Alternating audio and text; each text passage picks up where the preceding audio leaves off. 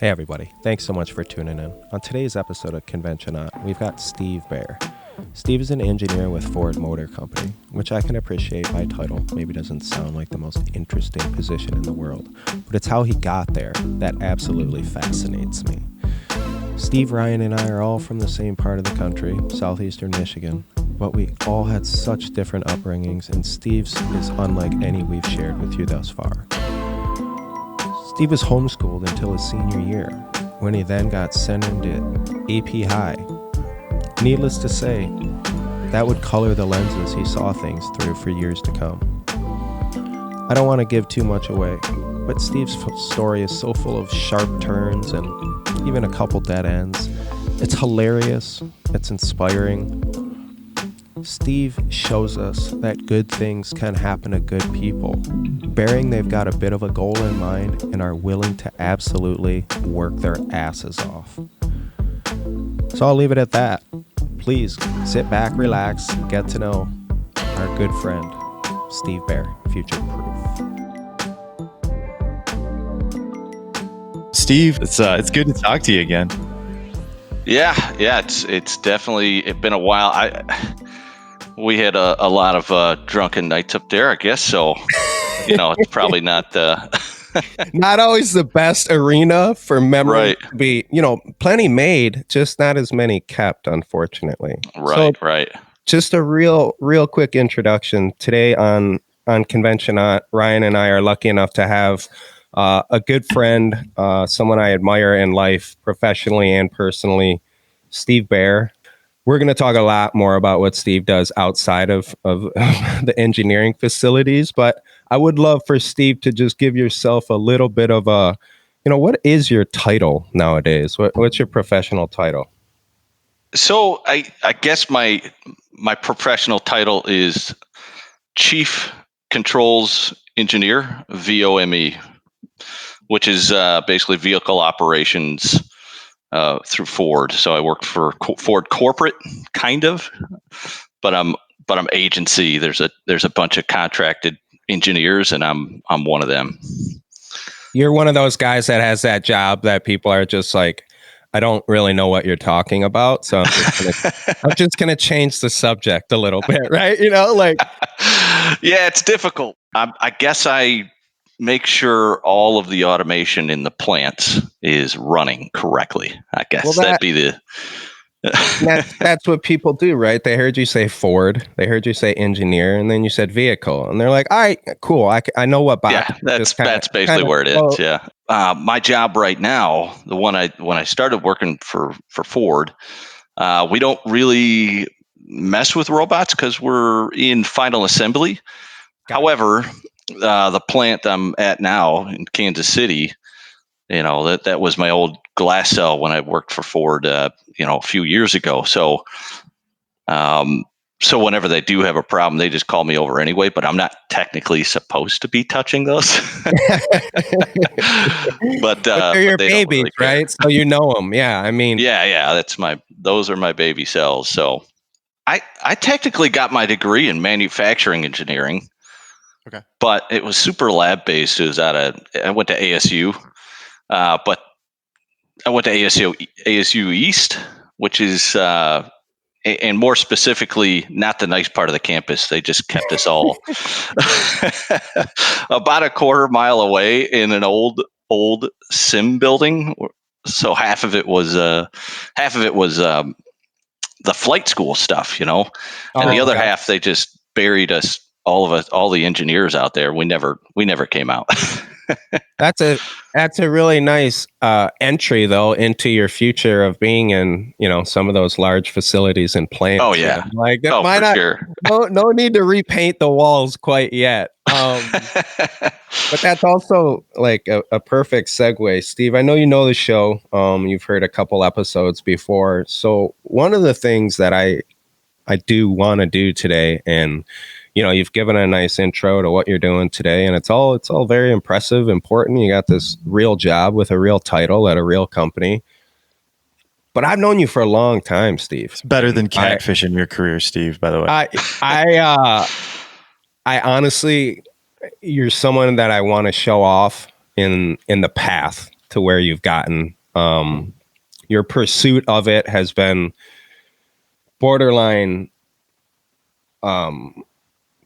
heroic at times. Again, I feel like I may know too much, but if you wouldn't mind, I'd love to paint a little story. I mean, we're all from southeastern Michigan. We all kind of grew up blue collar environment. I know you had some early role models that kind of opened your eyes to this field and this type of work, but if you wouldn't mind just kind of sharing a little bit, like I've known you since way before you were an engineer. So how the heck did your meandering path end up? How did it end up? Well, I really would have to start way back because there's, in life, there's, I think, these defining moments, and so I guess I'll just touch on a couple of those. So I was homeschooled. My parents took me out of school when I was in second grade, and so I did the homeschooling thing. At 16, I stole my dad's car, and then proceeded to steal my girlfriend, and we drove to California. We ran away to California on $80. So that was interesting. But that actually worked out pretty well. But then I decided, I need to go back to school for my senior year. And what's really kind of crazy is I went to VOTEC, right? William D. Ford Vocational. And I tried to get in this construction class, like a carpentry class, but I was they were one seat too shy. So I said, all right, well, I'll go to this welding class. So I went to the welding class, and I think that was one of the moments where it's like, wow, that kind of, looking back at it. Because Stevie, did you graduate? So, like, just to be clear, you're homeschooled from second grade to your senior year, and then you're thrown back into the pack of wolves. Suddenly, there's this fresh meat, this 16-year-old that just showed up not off the streets, but he clearly wasn't watching the same things and playing the same sports and doing all the things that everyone else. Very, very homogenous. Unfortunately, no, that is the reality. Was there something that caused you to come back to like public school? Like, yeah, actually, I thought, or was that the car thievery or what? I thought, okay, maybe if I go back to school, the school will let me graduate, and take my credits. But I found out that wasn't going to be the case. Well, that's what I was trying to get at is, like, did VOTEC allow you to, was that like an alternative pathway? Did you graduate from AP High, or did you get your GED? I ended up getting my GED. Aside from nearly getting beat up, I probably should not have walked into that place with a mohawk, but lessons learned. Listen, I will paint a picture, and it's a very, very honest one. I didn't know who Steve was. I had never. He grew up 3 blocks away from me, like literally half a mile.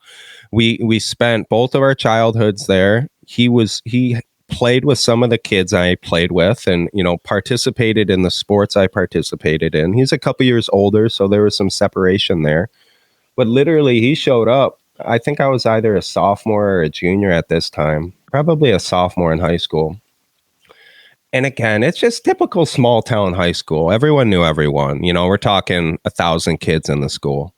And Steve showed up. He had on black combat boots. He had on black pants. And mind you, and not to be insensitive here, but this is pre-Columbine.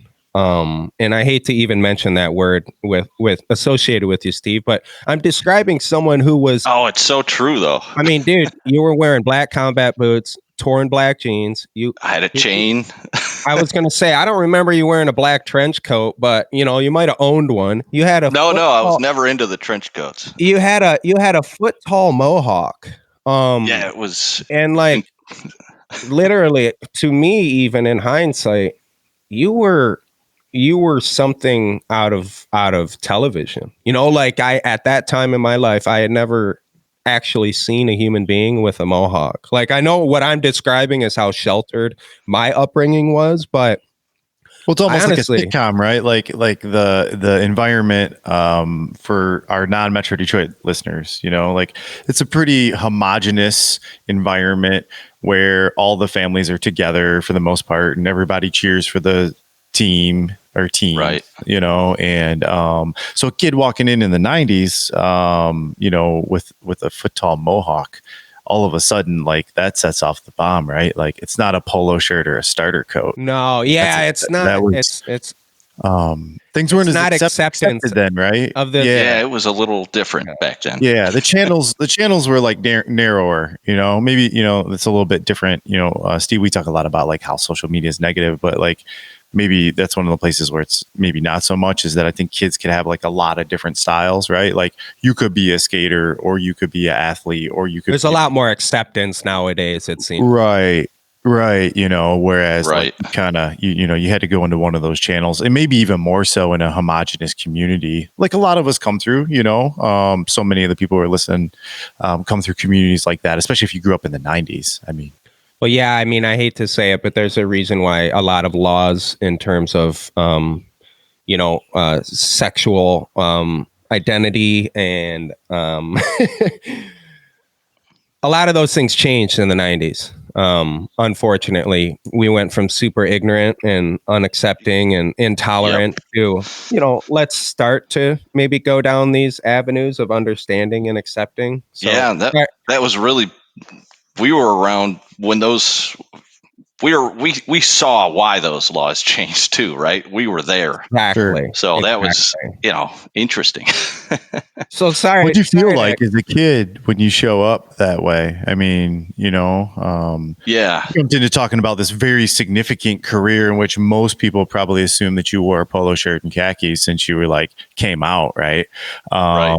But like, how do you feel with those types of experiences? I mean, if that's not too deep of a question, you know, we go back, you know, 10 minutes into a recorded fucking podcast conversation, but share that with us if you don't mind. I mean, that I'm curious about that. Well, I mean, the moment I walked into that place, I forget who it was.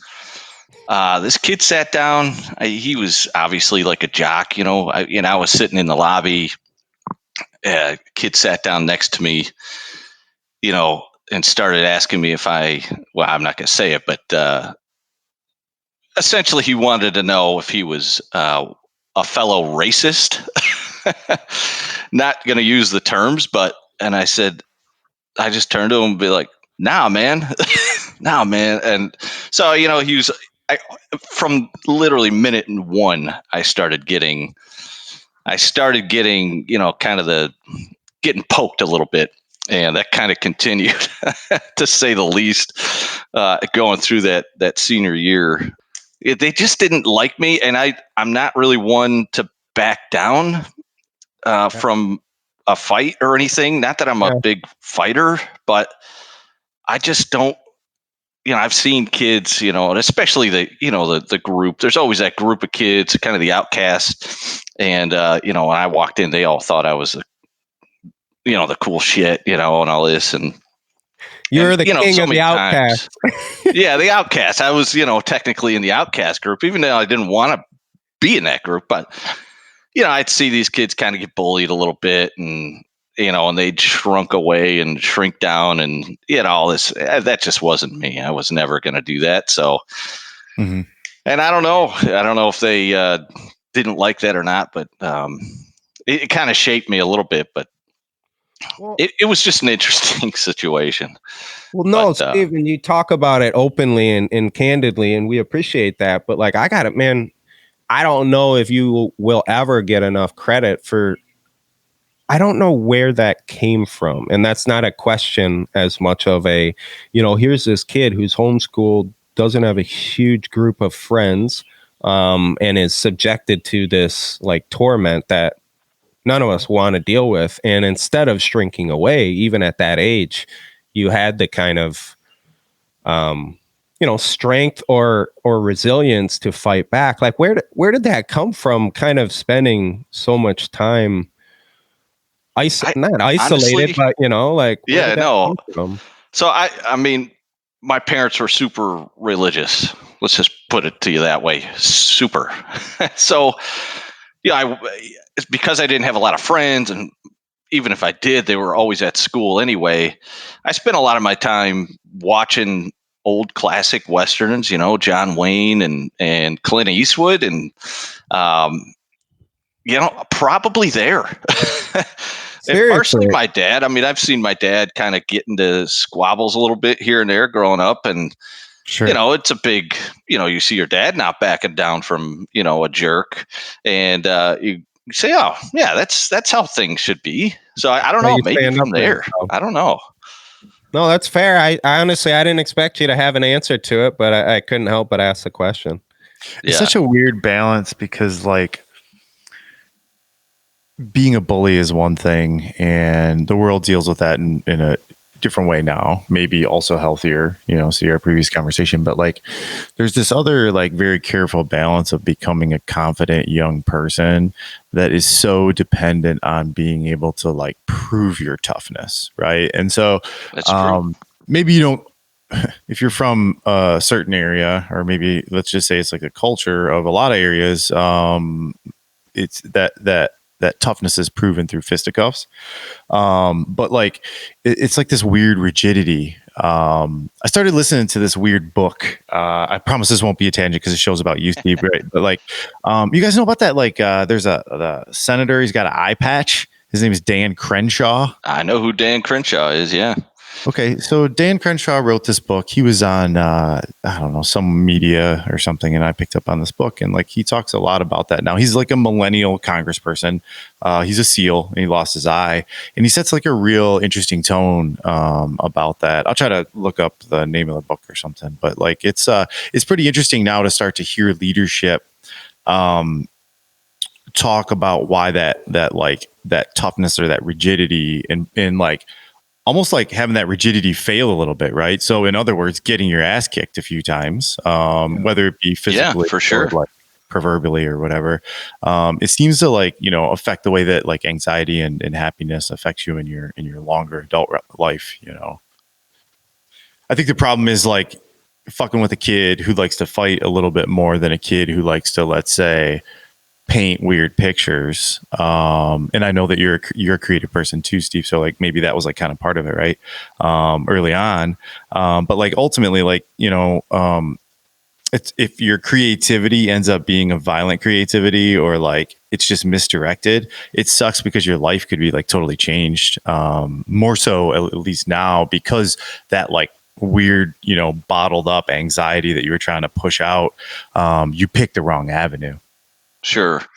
No, I totally get it. And, I don't disagree with Dan at all, but, I think if that stuff hadn't happened to me, if I wasn't able, if no one picked on me, then I wouldn't know that I was even capable of, kind of standing up to them. So in a way, yeah, of course, bullying, no one likes to see a kid get bullied, but if they never experience something like that, how do they, I don't know. It's definitely a touchy subject, but I just don't think it's all negative. It did shape me. It shaped my future to what it is now.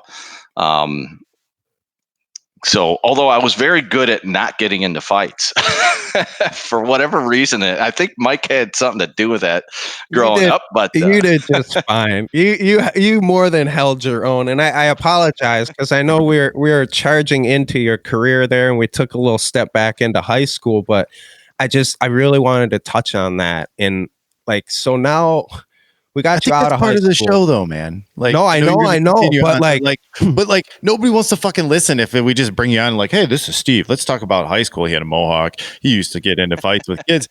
But like now, when you're talking about like a significant effect to manufacturing, like that's part of it, right? We got to set it up that way. yeah, oh, no, I well, think it is. I think, like I said before, like there are moments, and I probably take I probably I probably take this probably too seriously, especially the last maybe 7 years of my life.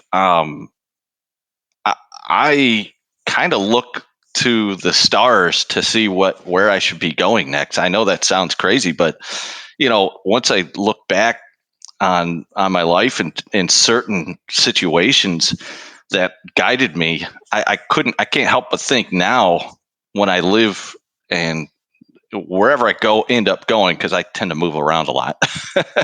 But wherever I go, I kind of say, what is the world trying to tell me where I should go and what I should do? And that experience in high school was, I got to look back at it and say, yeah, you know what, man, if things didn't go this way or that way, there's no way I'd be here right Yeah. now. So Everything I'm not makes me everything I am kind of mentality.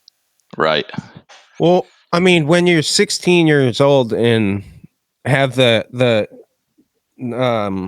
delinquent adventure spirit that you do, that's willing to steal a car, and most people steal a car, they go into the the inner city or something. Like, you drove across the country. Like, that's a sense of we'll put a nice spin on it and say just self confidence, right? Like, Yeah, you could say that. yourself. You had another man's daughter in that car with you. So, like, I would go so far as to say that you've been living a very not mature. That's not the right word. But when I was 16, I didn't know anybody else who had kind of this grown up look at life like you did. And again, like, I was clear your delinquency, but like, it was just it was weird to me that homeschooling, it like made you ready for the world, but not in the most well-rounded way. You know what I mean? Like, you came out and you were ready to fight. You were ready to Yeah, fight. I was a little raw. But yeah, like, that's what I mean. Like, that boxer who's Right. got the power, but he just doesn't have the technique yet. And like, that's what I was getting at is, you go from high school, this tumultuous year, and then all of a sudden you're at Unirac. Right. What is Unirac? All right, I was gonna say, man. so yeah, no one knows what Unirac is. So expand on that, Steve. So Unirac, they made, if you ever go into Home Depot, all of the racks that have all the product on them, those are called pallet racks. And so this company, so it was in we'll call it a troubled neighborhood. It was grimy, it was dark, and we had all sorts of, probably the roughest. We had a guy on Michigan's top 10 most wanted list work was like your colleague. He was. I welded with him for 6 months. No one knew either. And then, I kind of got this little promotion. And so, I was kind of technically a manager there at one point, and this is kind of toward the end, but this guy was a giant. He was just a giant. He was close to 300. I mean, he was built, but he had a real soft voice, this sort of thing.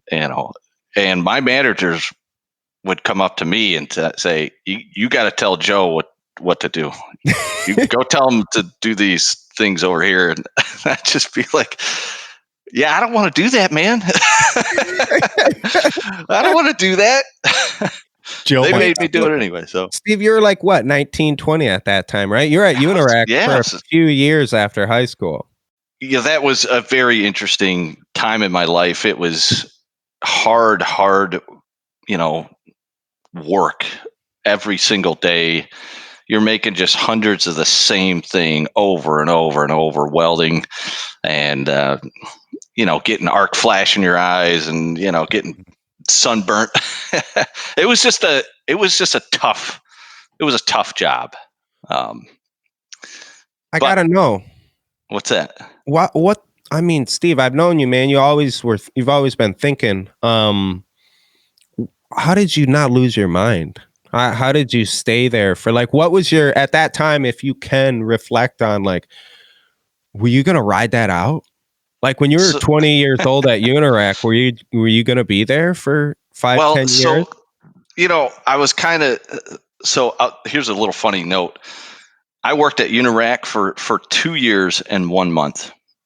Okay. To this day, Unirac is my longest employed. Unirac employed me the longest so far. There has never been another place where I've worked for over 2 years and 1 month. Wow. I mean, yeah, 25 months. It's not quite a tenure, but for you, I guess you point that one out on the resume. Our commitment issue. Yeah, that leads to other interesting stories. But Unirac, I was kind of moving up. I went from welding to manning these huge roll form machines and learning how. I just wanted to learn everything I could. That's one thing my dad taught me. Is he always said, just learn any skill that anybody's willing to teach you. Just learn it and keep it in your back pocket. And so I did. So every time they had maybe something quirky they wanted done, I would be the first one. And I've always been like that, right? I always want to learn something new. It doesn't matter what it is. I don't care. So yeah, I mean, at that point, I was like, oh yeah, I'm riding high. I'm making. I was making $14 an hour back then. I mean, I was just making money, right? Yeah, I mean, you were paying your bills, right? You had a car. You were living on your own at this point. Well, that leads me to I thought I had enough money, so I went and said I'm buying a motorcycle. There you go. And so I went and bought me a hot, good boy, black and red 1999 CBR F4. Oh man! And man, that thing was the greatest thing ever. I remember those for sure.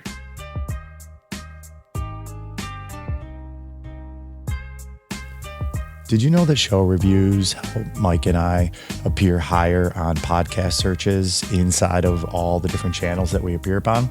So by now we're past a couple thousand listens, but what we really want to try to do is turn the corner and increase the number of people who have a chance to hear conventioNOT. So if you haven't done so yet, take a second, go out to your podcast provider and give us a review.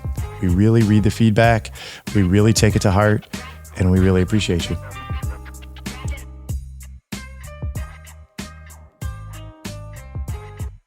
Yeah. So one day on the way to Unirac, it was a spring. It was the first ride of the season. I think it was going to be like 50 degrees out that day, and so I get on my bike to go to work, and I'm driving down this 5-lane road, Telegraph, right? Telegraph Road, and I get stopped at a light. I'm the first one on the light, and the light turns green, and I just gun it, and this guy just pulls out, and I T-bone him. It was an Astro minivan. I Oh, wow. Point out. And so I thought I was going to smash my face directly into this guy's driver's side window, but I ended up going up high and knocking my left shoe off, and then starting to flip. And the witnesses all said I went as high as a telephone pole, flipping. And at that point, I thought, okay, now I'm going to die. Sure. And so I don't know if either of you guys have ever had that feeling, but it's letting go of life, and I don't know, just knowing that you're going to die. Anyway, I landed on the back of my head. I got knocked out. I never broke a bone. Woke up in the ambulance, and the EMS guys are standing over, and I just, holy shit, I'm still alive. I mean, it was just, it was life-changing, to say the least. So I was actually engaged at the time to a girl, and that changed my life. I just couldn't. I couldn't go on living in Michigan or Unirac or getting married. So I called off the wedding, and I was bound and determined to get the hell out of Michigan forever. So you had a true life kind of an awakening moment. Yeah, I mean, it was. If that hadn't happened, it was probably the best thing. Looking back on it, the best thing that could happen to me. Mm-hmm. Was no serious consequences. I mean, you spent the night in the hospital or whatever, or yeah, I was in the hospital for one night, and I was sick of this, and I pulled out my IVs and went home. Your injuries were relative to what you went through weren't bad at all, right? Like it was miraculous. So my lower back was severely screwed up, but I had landed so perfect, and I had my leathers on too. I had my boots on, gloves. I was pretty geared up. So, but I had landed so perfectly. I actually landed on the back of my head first, and then rolled almost like you see on TV. You know what I mean? But if it had been 10 degrees, if my rotation would have been 10 degrees, I'd be dead. I should be dead right now. Not that I know what I'm talking about, but I would say that you did pretty well in that situation. Just throwing it out there. Yeah, I had no choice in the matter, man. It was a very scary situation. So I remember getting that call. It's really, it's so typecast to like a young person's thing too, right? Like, where there's a point where kids can start affording motorcycles, and you're still in that time where they go that fast, right? Oh, yeah. Like I think that, almost all of us have like lost a couple buddies that way, but like shit, man, like that is like the defining moment of a story, right? So now the sitcom of Steve Baer turns into like more like a drama, right? Like it's all of a sudden like, oh shit, because this is pretty unique like situation, up until then, because you're so at that point in time, if you look back and you didn't get to kiss the transformer at the top of a telephone pole, would you have just kind of kept working and like doing the thing and I was on my way to being to being married. I was having kids, living 17 an hour Park. Yeah, bro, my life was set. You were 2 years away from having a cottage in Leamington with a boat. You had the wife. If you were to have a couple kids, that would have been life. And that would have been it. Mm-hmm. And it would have been the same thing I see every time I go back to that town. Yeah. So through the years, and I mean, we'll talk about it in a little bit, but the reason why I bring this up is because Steve had such a penchant for gnarliness, like, and now that I'm looking back at his earlier days, like it was just, he was on this like collision course with something, I'm not saying he was picking fights or doing things he shouldn't have been doing, but he was just always pushing things. And then I remember this motorcycle accident, and it slowed you down, and it stopped you for it seemed seemingly like the first time in your life. It stopped you. Yeah, and I remember everything about it, every single millisecond of it. I remember. Really? I know a lot of people tend to forget about what happened and this and that, but no, I remember the rust spots on the side of his minivan. I remember everything, and I don't know. It's hard to explain to people what it feels like to, I don't know, essentially know that you're going to die in the next few seconds, right? So I had that little time to reflect, and I'll never forget the feeling. So yeah, it's when I got through with it, the only thing going through my mind is, what the hell am I doing?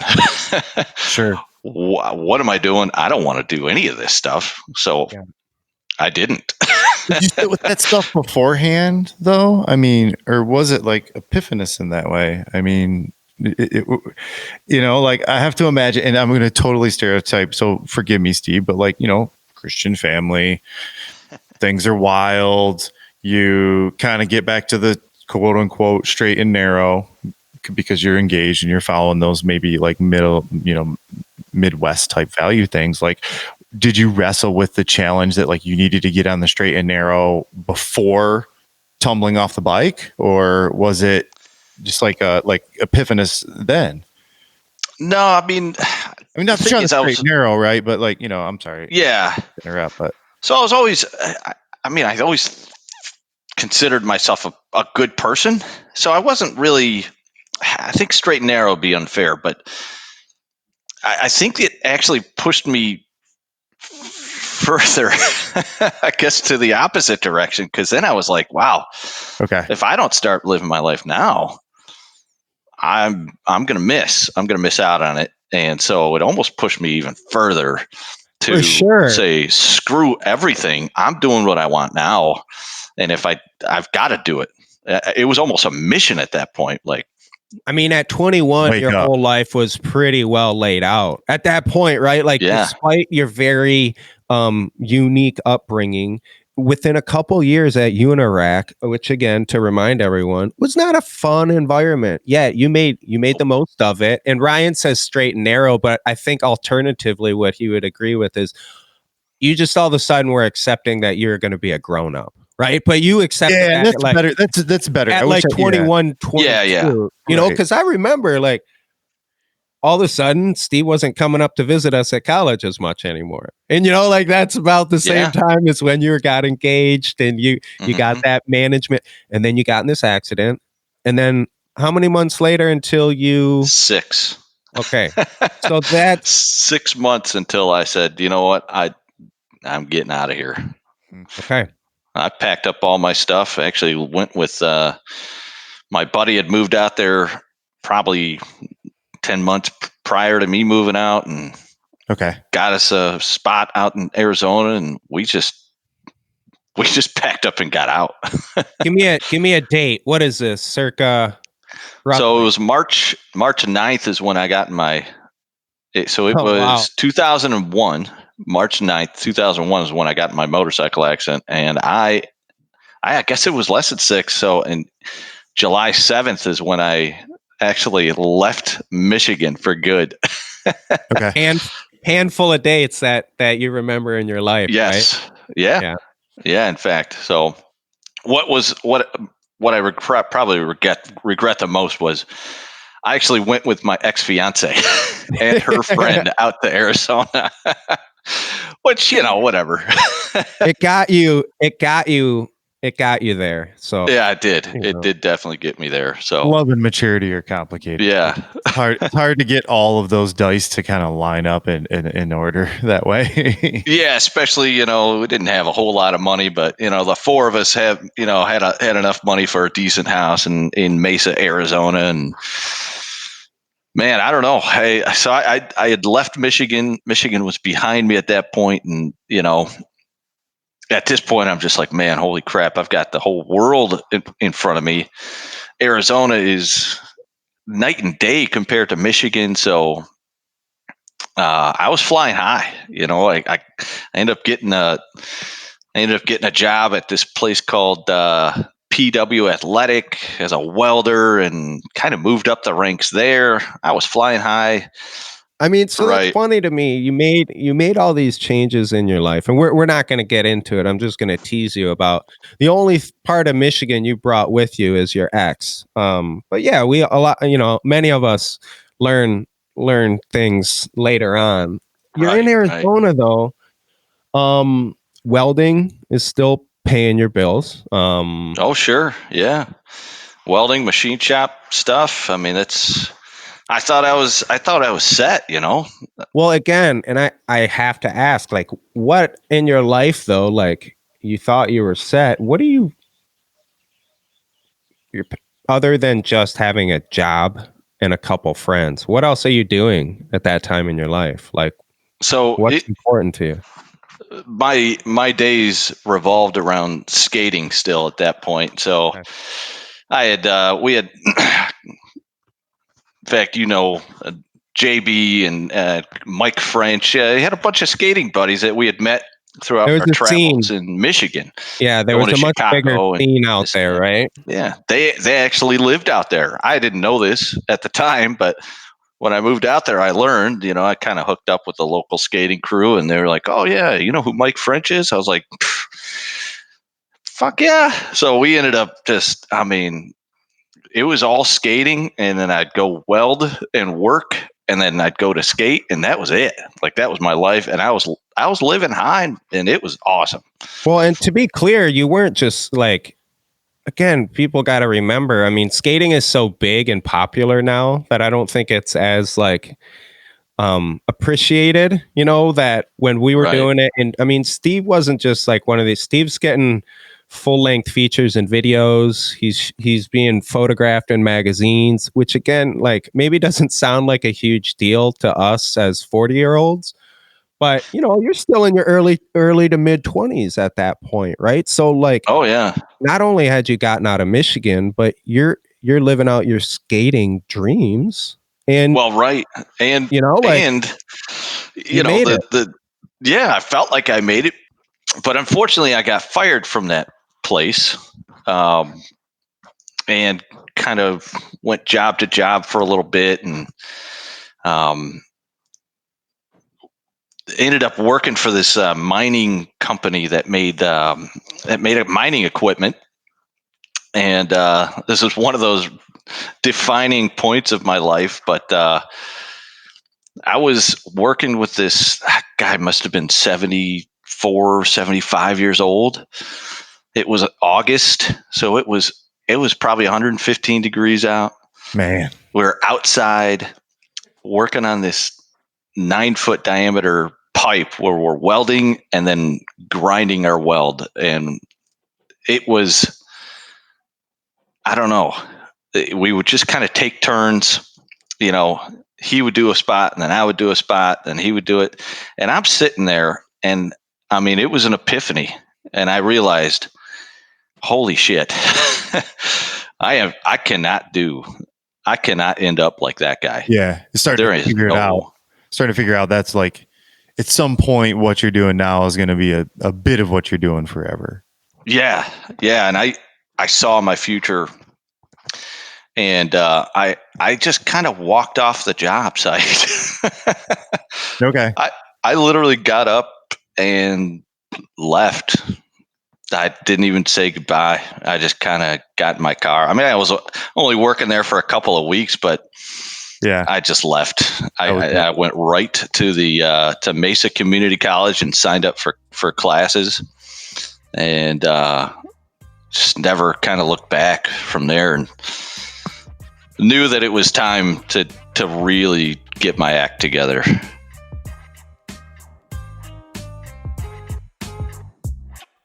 It's during these times of great uncertainty and concern that we at conventioNOT must remind our audience.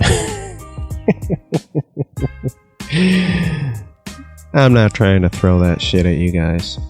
We're all hearing it enough these days. That latest commercial with your corporate bank promising to be your new best friend, or your insurance company is your new greatest advisor. We're not trying to be that. Ultimately, if we can offer a little bit of distraction, a little bit of hope, we know you have borderline infinite options. And the fact that you've chosen to take a moment to spend your time with Ryan and I means more than we can possibly express. So we just wanted to take a moment and say thank you. If you like what you've heard, we promise there'll be a lot more of it coming. Stick around, stay tuned, keep smiling, everybody. It's going to get better. Would you say, and you don't have to agree with me, Steve, but would you accept that your persistent refusal to truly conform allowed you to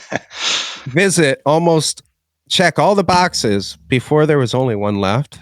Like you at any time, I don't remember when you were at Unirac, you mentioning community college. I don't remember, when you first went out to Arizona, you mentioning community. Like at what point did you even start to think about education as maybe a avenue out of, whether you're in a field in 115 degrees or in some grimy machine shop? Like when did that become a possibility? Honestly, it was that one moment. Honestly, You just I snapped. literally, I mean, I'll never forget it because it was like, it was an epiphany. It was one of those things that I looked at the dude and was like, okay, I've got to take a 90-degree turn to the left and just go. And I never stopped. So And this that was was it. after That was you the were only doing. time I started looking at going to college because I had pretty low feelings of college. I thought, yeah, my machining skills, I had learned a lot of stuff. I've worked in several machine shops. I knew how to run everything. I knew how to weld. I thought I knew enough to like give me a good job and, and support myself. And, man, when I saw that guy, that was it. It was it.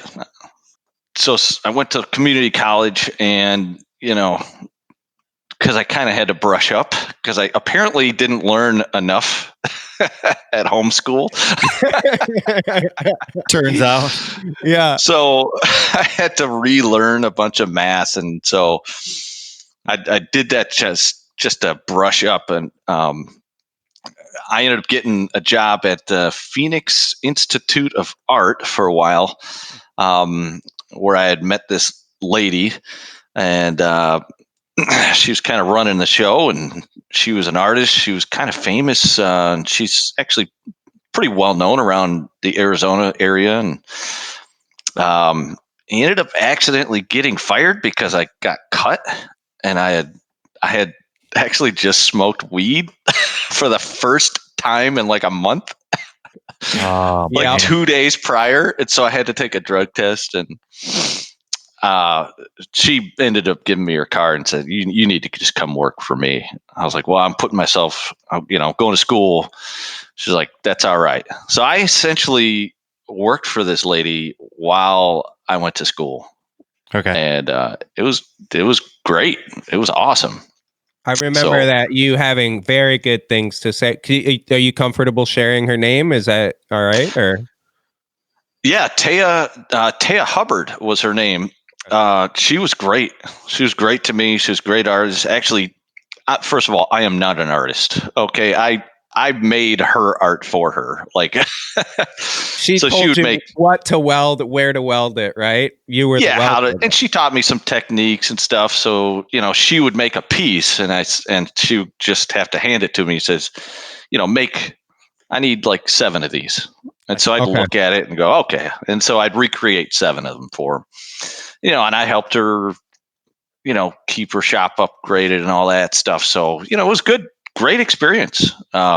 So ended up getting me through probably, I think I worked for her for like 2 years, taking me through 2 years of college. And then I went on to Arizona State University at that point. So Steve, right when you went back into community college, did you have, I know you said that you had to take some general courses, which it doesn't matter what your end game is. We all go through that. Did you know though, right when you went back in, like, I'm going to go back and be an engineer? Or were you just like, man, I need to figure this out. I need to get back in school. I think I was at this point 26 years old when I started my first class at college. Right. So it was pretty humbling, but to your point, like I always had a plan. And I think having that experience with all of the jobs I held and all the stuff that I've done, I mean, I knew right away that was going to be the case, that I was going to go down that road. But yeah, it was a little embarrassing to say the least. Cause I mean, I didn't know. And I felt terrible. That was probably the worst part about it, was that, hey, yeah, this is stuff some 17-year-old kids know right now, but it didn't matter. I needed to get through it. So I just did it. If you don't mind, Ryan, sorry, I have to touch upon our most recent guest, Adam Blacker, who's a histocompatibility specialist out in Las Vegas. He's a scientist, and he talks about his undergraduate and then his graduate experience. And we talked about it quite a bit in his episode, that the gap between the young college kid and the grown-up college kid. It doesn't necessarily happen. It doesn't need to be a 10-year difference. It's like a life experience difference, right? Suddenly you were that So true. You were that old guy. I mean, you're 26. You're not old at all. But you were that guy who's looking at the dudes who are like sleeping through class going, man, you're paying for it. This is just knowledge you're missing out. You were a very seasoned 26-year-old. I mean that in the good and bad ways. Yeah. We got a chance to have a lot of fun for sure. Yeah. It's got to make you a little bit more serious to a certain extent too, especially if you're somebody who is goal driven and that educational component is going to be part of accomplishing that goal. If it was just back to something that your grandfather and you relished, or if it was, oh shit, I can't sweat in the sun like this, right? Melanoma is a real thing. You can't be a kid from the Midwest out in the Arizona sunlight for too many months in a row. No, right? No. Yeah, no, it was. But you're right. I mean, I looked around at the kids, and not really at community college, because I felt like that was just kind of a speed bump. It was just like something I needed to get over with.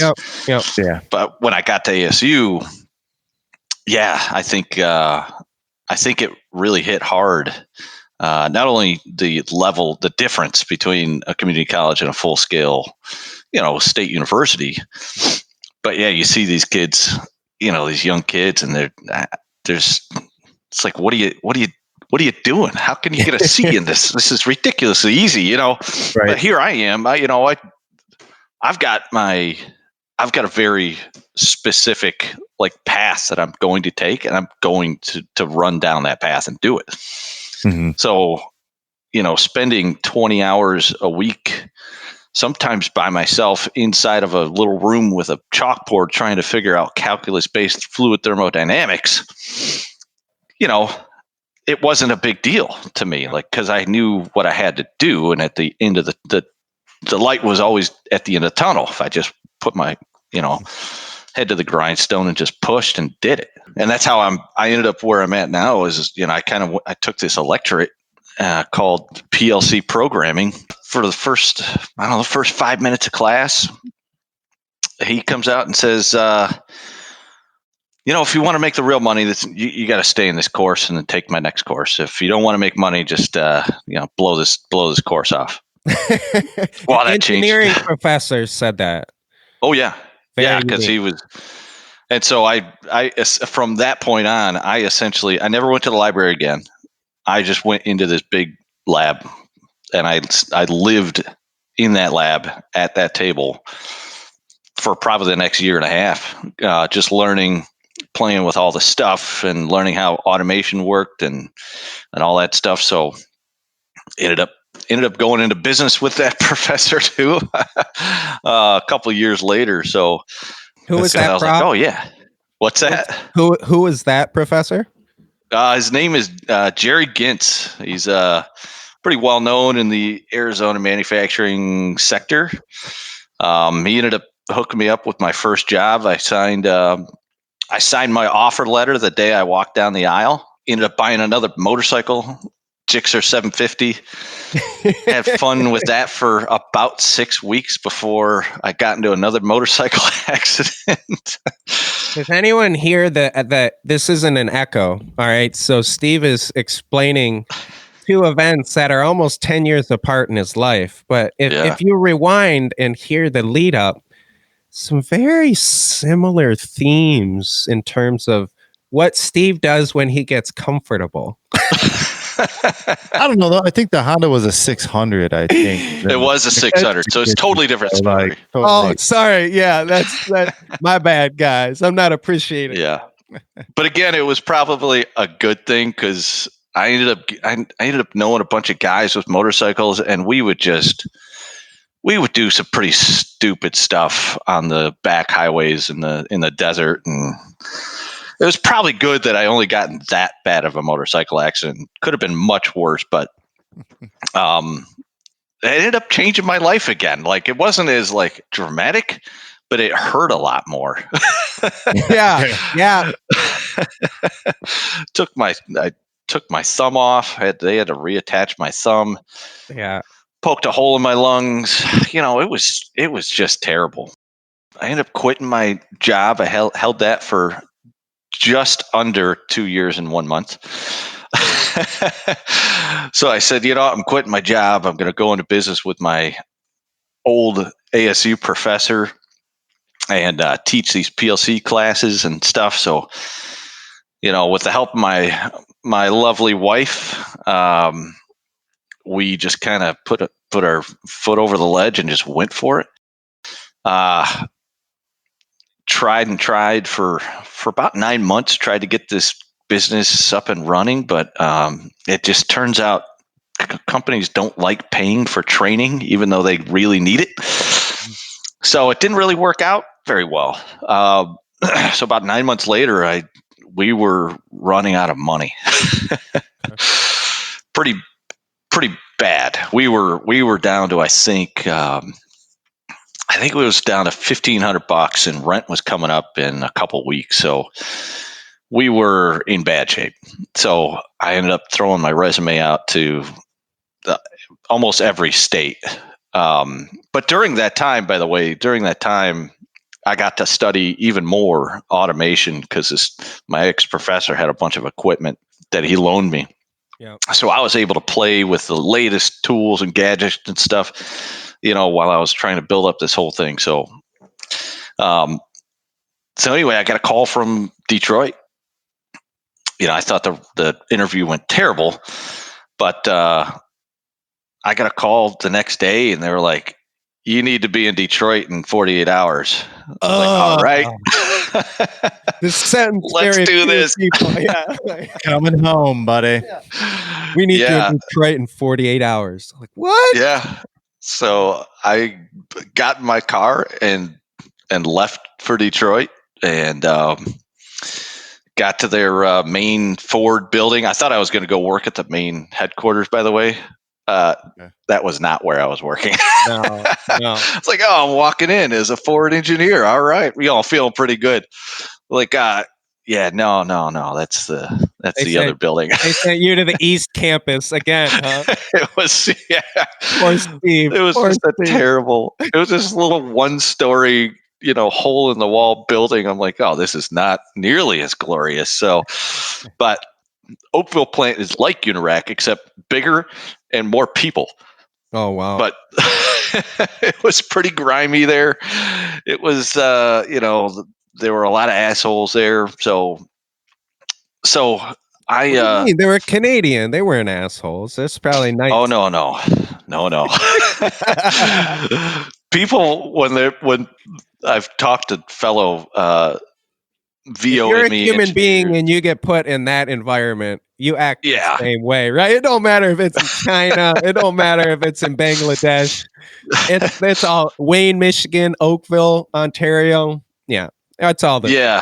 What I was really hoping to get into next, Steve, is some point you maxed out in the plant life, right? I mean, first off, it's worth pointing out that like these jobs, 80, 90 hours a week, work in a facility.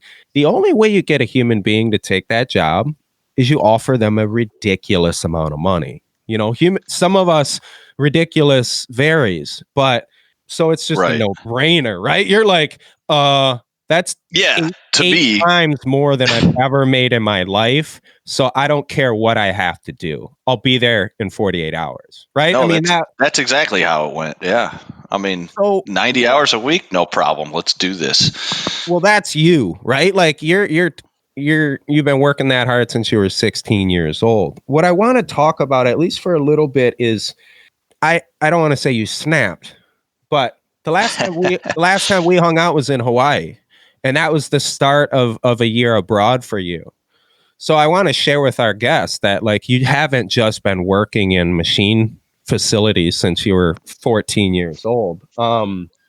At one point you did something that I think is maybe that last step or most recent life-changing decision. How did you guys come about that? You and Melanie, your lovely wife.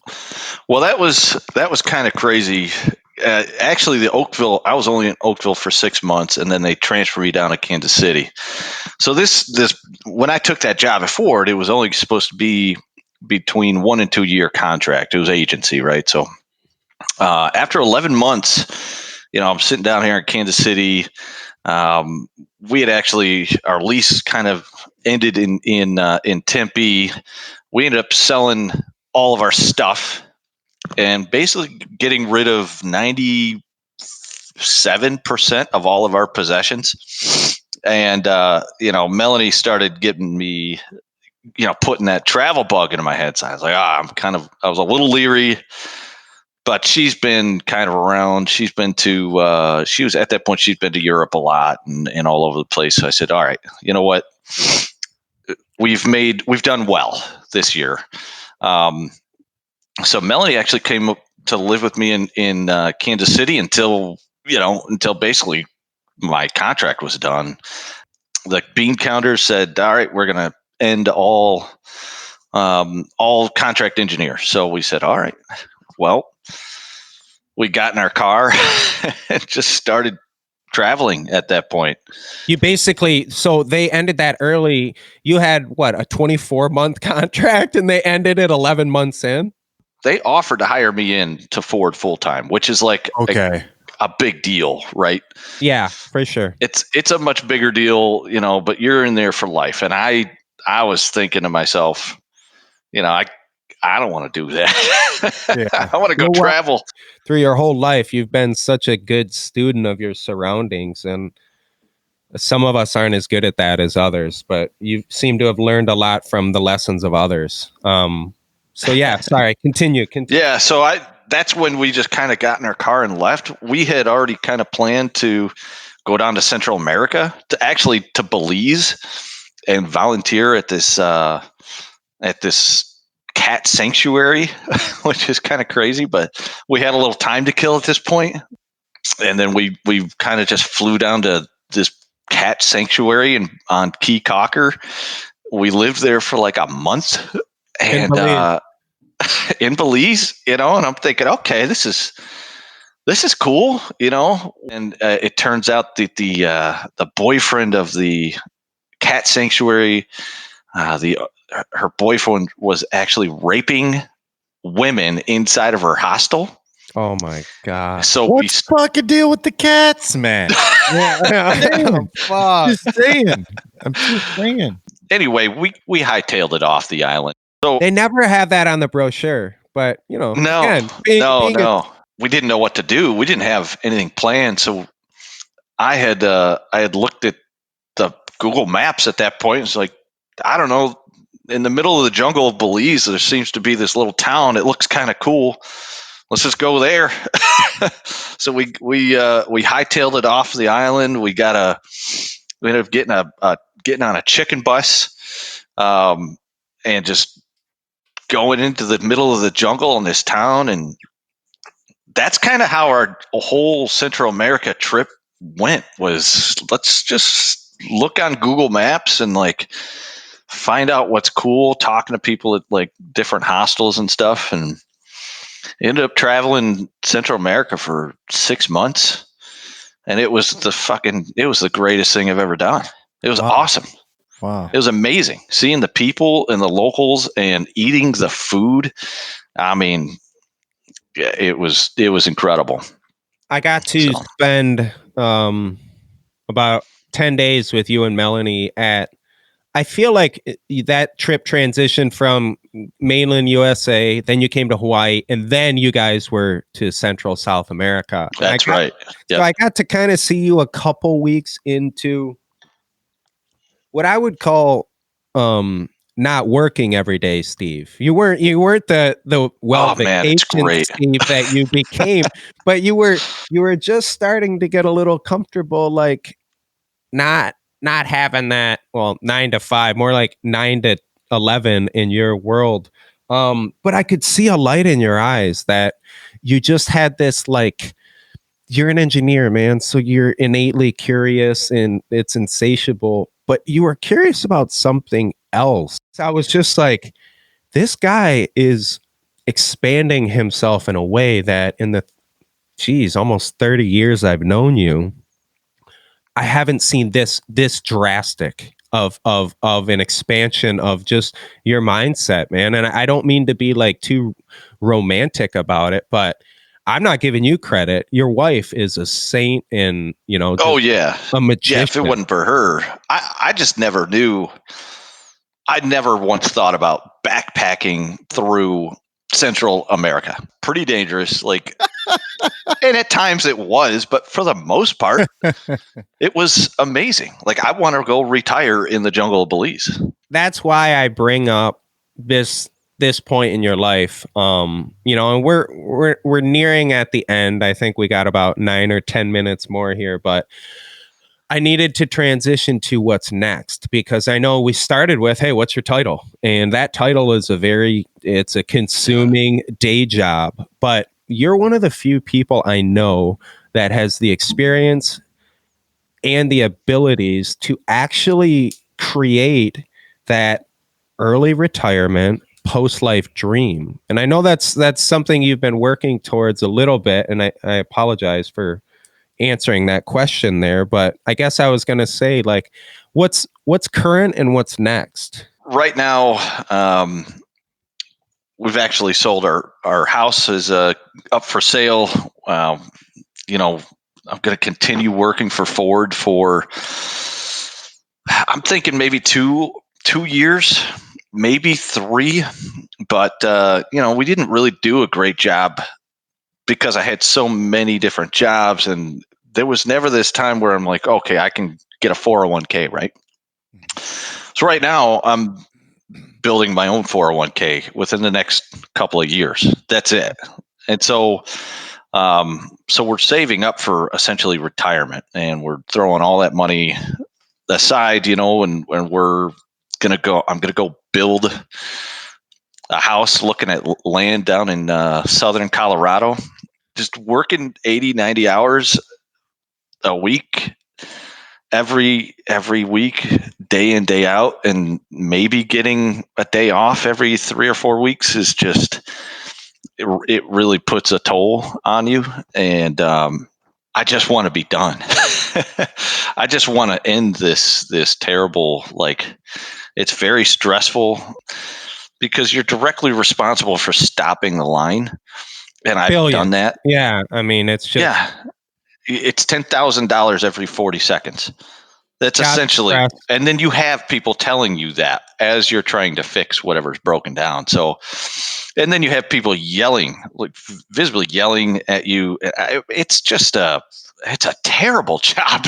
What an interesting culture, man. It really is terrible. Yeah. But, sometimes it could be rewarding and all that, but no, my plan is to get the hell out of this whole business in about 2 years, 2-3 years max.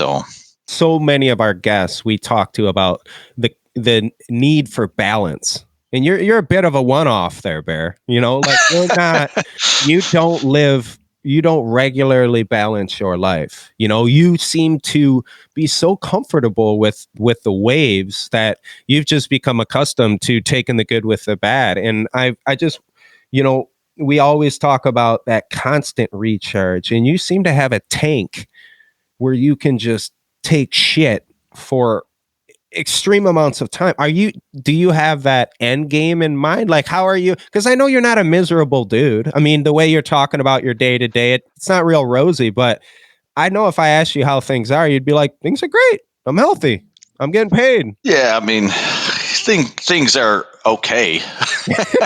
I mean, I'm living, at this job, when you're, like I said, when you're working 80, 90 hours a week, and you're you don't know what day it is, and it doesn't matter anyway. Yeah. I wouldn't say life is great, but I'm certainly grateful to have the opportunity to, I guess, put myself in this situation where I can semi-retire in 3 years. Yeah, I mean, your perspective on where you are and how things could be is it's impressive. There's this question that comes up time and time again. I think this is a good one because I thought the analogy about the gas tank was cool. Eating shit, maybe not the best analogy always, but like being able to fill that tank and roll on. It's pretty clear as you tell your biography today, Steve, like about the way that you've been able to build toward those pieces, right? But every time you kind of change directions, bro. Like, you go a different way. So like, if you were to think about it and you were to speak to your 16-year-old self, and that's probably, let's say after you got back from stealing the car, right? Like not before you stole the car, because you learned some shit, right? When you went. Sure. Oh, yeah. What would you say now as you start to prepare? I mean, you're quite a young person to be able to prepare for that, but like, what would you say, or what do you think your 16-year-old self would say to you now that many years later? Boy, if my 16-year-old self met me, man, I think he would be pretty impressed. I mean, at 16, I never thought. I always thought college is stupid. I ain't going to college. I'm just going to do this and that. And, I think I would be pretty shocked at 16 to realize I made it to here. It's kind of a miracle. That's cool, man. You know what I mean? So I was kind of an idiot back then. So are you close with your parents? I'm very close. Yeah, I'm close with my parents. Yeah. That's cool because it doesn't always end up that way, right? Right. Religious upbringing and those types of things. So I'm not keen in on the religious part, but like I wonder what they would say. We won't get to record that, but like, right? Like what a difference, right? Because I'm sure when you showed back up with the car after having taken it, probably not as good a graces now as like when you talk to your dad about retiring early, right? Like that's a big change from that point in time. And so that's cool, man. I think that's a really pure response. That's really, really like clear and honest response. I really appreciate that. Steve, I will kind of transition to the end here on this note. There's a Strokes song I've always loved. It's called "I'll Try Anything Once," and there's a line in that song that I don't know. The first time I heard it, it jumped out to me, and you have personified it. The line of the song is 10 decisions shape your life. You're aware of 5 about. So, the implication is like, shit happens. It's only once in a while do we make those decisions. Sure.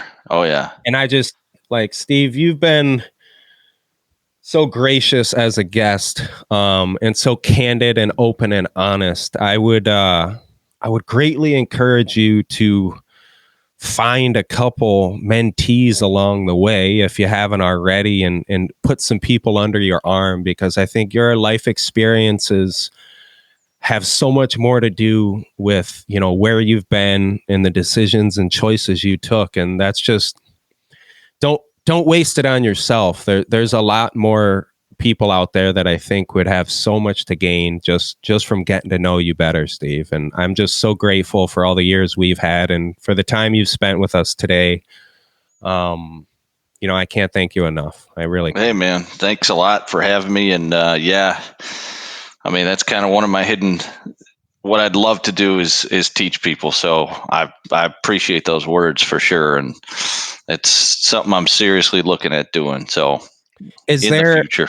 Is there any sort of like platform or format that, currently you'd feel comfortable sharing? I mean, I know you're not a big social, it sounds like all you do is work all the time, but it's funny because check out this guy's feed, share, if you don't mind, share your feed, because it goes from complete paradise living to you don't hear from him for 6 months at a time. But if there's any if there's any sort of information, public social media type, or even, an email, if there's some kid out there who's, maybe curious about whatever manufacturer engineering is. Do you have some contact info you're comfortable? So I think, Instagram is probably the only thing I'm on, right? So, STRAPT 313 will live in infamy, but strapped 313.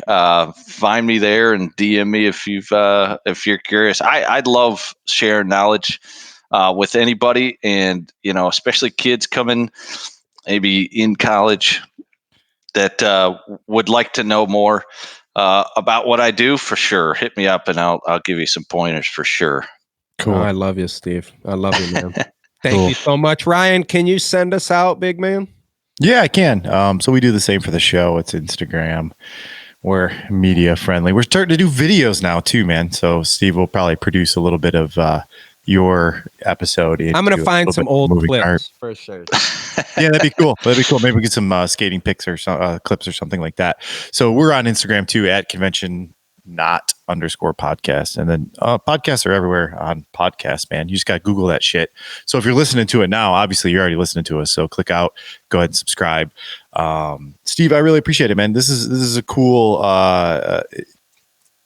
it's a cool experience to get to sit with somebody who's so honest into the microphone. And so that's not so easy for everybody. You make it sound easy. I really, really appreciate it. I'm sure your honesty is part of why your career and your happiness gets to be where it's at. And, you get to focus on the early exit from the rat wheel or the rat race or whatever we say, man. So best wishes to you. I really appreciate it, brother. I appreciate it a lot, guys. I appreciate you taking the opportunity, give me the opportunity to share my story. It's been fun.